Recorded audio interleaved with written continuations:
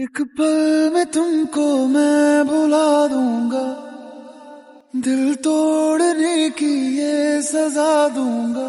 एक पल में तुमको मैं भुला दूंगा, दिल तोड़ने की এই যে মিস্টার, ये सजा दूंगा। জি আমাকে বলছেন? জি আপনি। এই ছাদে তো আপনি ছাড়া একটা কাকও নাই যে আমি কাকের সাথে দাঁড়ায় দাঁড়ায় এখানে কথা বলবো। আপনি তাহলে নতুন ভাড়াটিয়া, তাই না? জি আসুন না, বসুন। আপনি সেই কালপ্রিট। আমি কোন কাল? বুঝলাম না। মানে এতদিন এই পুরো ছাদটা আমার দখলে ছিল। বাবাকে বলেছিলাম এই ছাদটা যেন কাউকে ভাড়া না দেয়, এই রুমটাতে আমি থাকবো। আমার মতন করে আমি সুন্দর করে একটা পুরো ছাদ জুড়ে একটা জগৎ বানাবো। কিন্তু আপনি এসে শেষ মুহূর্তে একটা বাগড়া বাজায় দিছেন।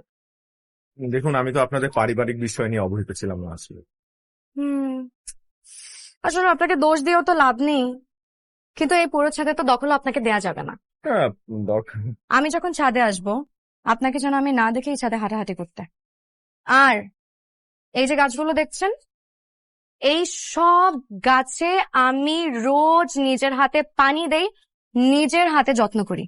একটা গাছও যদি নষ্ট হয়েছে তাহলে কিন্তু আপনার খবর আছে। না না, আমি কেন আপনার গাছ নষ্ট করতে যাব? করতে পারেন, কোথাও নষ্ট করতে পারেন। এমনিতেও আপনাদের ছেলেদের কোনো বিশ্বাস নেই, কিছু খাবার না পেলে গাছের পাতা চিবিয়ে খেয়ে ফেলবেন। না না না, আমি গাছের পাতা খাই না। হাসতেছেন কেন? শুনেন, আমার এই গাছগুলোকে প্লিজ পাবলিক টয়লেট হিসেবে ইউজ করবেন না, তাহলে কিন্তু আমি খবর করে দিব। আমি যখন ছাদে আসবো আপনি ছাদে হাঁটাহাঁটি করবেন না। হাঁটাহাঁটি বন্ধ মানে বন্ধ। আপনি আমাকে দেখলে সাথে সাথে রুমে চলে যাবেন, বুঝছেন? না না মানে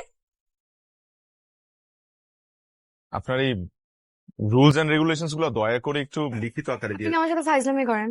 শুনেন, আমি দেখতে ছোট হলেও আমি কিন্তু বয়সে অনেক বড়। আমি ইন্টার সেকেন্ড ইয়ারে পড়ি। আর আপনার এই রুলস এন্ড রেগুলেশনের ব্যাপারটা আমি আপনাকে তো লিখিত দিয়ে দেব।